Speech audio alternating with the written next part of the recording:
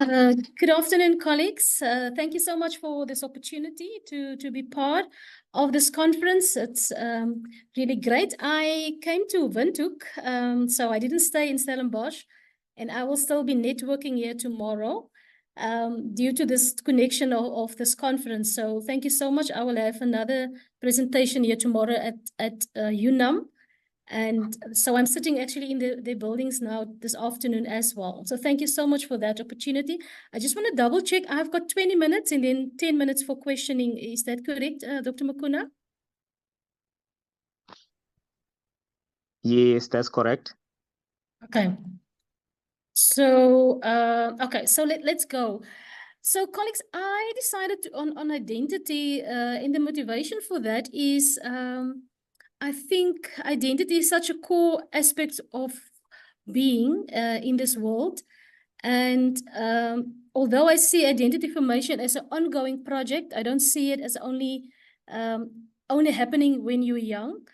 But I think there's a concentration of identity processes that happens when you are young. And I'm working with students, and I think it's good for us to figure out how social media is actually impacting in identity formation aspects, especially for young people. But as I said, it's actually more adults that I see is also very caught up in social media.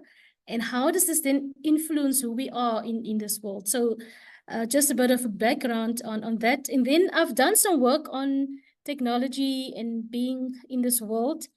And I think it's safe to say that I can be categorized as an alarmist, somebody that says, look, we need to just double check what is happening here and who are we becoming as we are using all these technologies. So I'm safe. I'm okay with that being called alarmist. But I think I look through that lens through what I'm reading, and most probably that will come out through my work. Hopefully we'll find some balance also in what I'm presenting, but let's start then with the theme of my presentation. So I choose the theme watching and being watched. And yeah, and I think that is how we negotiate identity today. So we are sort of obliged to manage two worlds today, the one offline and the one online. Now, I know there's many that argues that the online and the offline world is actually not two worlds. They actually seamlessly fit into one another. However, beg to differ. I think they're not the same world. They actually very different, and they actually give you different ways to present yourself. So for me, it is actually quite a lot of labor to kind of integrate these two worlds. So that's my viewpoint, and I'm open for discussion on this. However, I think that it's not the same worlds. However, you can present yourself, bits of yourself into the online world, but it will never represent the offline world. It cannot. But so I said we have to manage these two worlds. So what is identity? I'm sure we know, we think about Erickson and all those people that wrote about what needs to happen when identity is formed. But it's this individual effort to have a distinct personality or to be a distinct character in a bigger world. And at the same time, also to identify with the group. So you can see there's a kind of almost contradiction there. There is almost a way that Erickson also talk about how to form identity. But if you think about identity formation, you need to act, you need to interact, you need to participate, you need to repeat, you need to be. You need to be alive to negotiate and to sort of establish your identity. And as I said already, there's some kind of paradoxical process that's going on. You need to affiliate, but you also need to, at the same time, create your own uniqueness. So that's not different for online identity. I think it's similar when you sort of try to participate in the online discussions or online platforms. But I think now with the strong focus on online identity and using social medias, platforms, it becomes almost not a choice. I mean, it's a very weird when you hear somebody says, I'm not on any of these platforms. It's almost like you think, okay, but then you're almost not existing, right? However, some people choose not to be. for specific reasons. But I mean, the choice is I think become harder to sort of disengage from online. So because these online platforms sort of create a participatory culture where you're not only a consumer, but you're also a producer, which you call to as a prosumer, producer and a consumer at the same time. So how do we sort of negotiate then identity on the online spaces? By presenting ourselves, we do so intentionally and sometimes unintentionally, and we hope that other people will be impressed, and I'm sure some are not.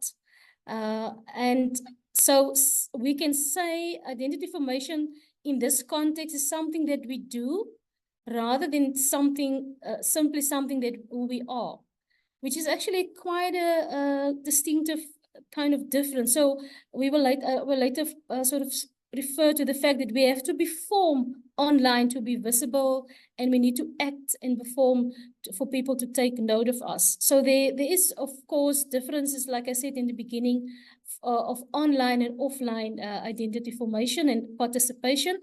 Online, you can't actually delete, you can't kind of not you can delete it maybe on your side, but I think it always stays somewhere on. So and therefore people can hack you and sort of present to be you, while people can't do that so easily offline. I mean, that is the biggest flaws I think that we have online. That's that people hack you and then they pretend to be you. And the thing is, this paradoxal or tension actually runs very deep online as well. There's not necessarily this coherent identity that we think that we would try to sort of create online, as it is not offline either. So we can say that we are being watched online from above and from below. In other words, ordinary people are watching us, and also those that created these online platforms are watching us. We talk about the whole thing about surveillance, how people are actually gathering data from us as we are performing online. So being seen validates being. So being visible online actually confirms that you are, right? It confirms existence. So individual products we become information online, and this information are then used by these online owners, so to say. So I will not sort of go read every line on, but how we do this online is with every upload or every performance that we do online, our identity actually can be decontextualized or recontextualized. So that's why I think it's a very messy process. There can be some kind of consistency, but I think there can also be some kind of paradox, like I already said, but also inconsistency. So yeah, so I think that it's very important to take note of. I still say Twitter, but we know it's not Twitter anymore. But the person that wrote about Twitter says many people that I read on this, they use the work of Kaufman, or Goffman, I don't know how if this is correct pronunciation, but his old work, classic work on the presentation of self in everyday life. And they say these spaces become actually almost like theaters where we perform and we actually participate in this performance, through this performance. So we think we are controlling our performance, but I think it's actually not really possible. Then McLuhan is also classical work, I think, in this regard, referring to the global theater, where he said the world is a center. The world center is everywhere and its margins is nowhere. So in other words, it's this kind of world that we're in that we don't know where it begins and where it ends. So our performance in this spaces, our presence, sort of say, our participation is equal to our presence. So presence is more linked to proximity rather than in presence like we know it. So it's a different kind of being if we go online. But then in interesting. Some people wrote on, for instance, Facebook and LinkedIn, and how these platforms had actually changed the futures, and they want people. They're actually guiding people, enforcing people to sort of create this uniformed identity, because they want to sell your identity and they want to use the info. They are looking for truthful information, because they want to use this information for their own purposes, right? So now this information become almost monetized. And because of that, the whole project of identity formation becomes a money-making scheme, if you like. So I would say the technological and especially the economic imperatives of these sites are actually understated and under-examined. We really need to look into what does this mean. We think we're just posting photos and we're just posting messages and we're just posting something funny, but all the time, the owners of these platforms are actually using this as data, and they are guiding us into a certain direction. So I'm very much interested in how these platforms are actually using us, and not so much only in how we are using the platforms. I think there was the simplistic idea when we start out using these platforms that this is tools that we can use. However, more or less, I think it becomes actually much more than that. There's some kind of agencies in this technology spaces that we underestimate, and we actually examine also, because we don't understand actually perfectly how these work. So then I would say we find ourselves actually in the trap of visibility. So meaning that this technology is actually pushing us out, and now in the end, they actually are trapping us in saying, but now you can't stop, you can't just disappear. If you disappear, everybody will think there's something big wrong with you. You need to sort of keep up the show. You need to be there. You need to be visible, otherwise you're not alive. And you would see, it's interesting, these people that now are called influencers. If they make these TikToks, videos and stuff, they will always say, I'm sorry that I've been quiet. Almost like they have a responsibility to say something, even if it's plain nonsense. They have to say something every day, even if they have to show us they go to the shop or whatever. And it becomes actually so ridiculous, I think, at a point. However, this is not what we do. So if you don't say something, you're not alive almost. So to be visible is to be recognized, and then you actually, people are aware of you and you're occupying space. But this visibility is a double bind. We may think that we are free to present and exist online, but I think we actually manipulate it in a way, in the way that we have to do it.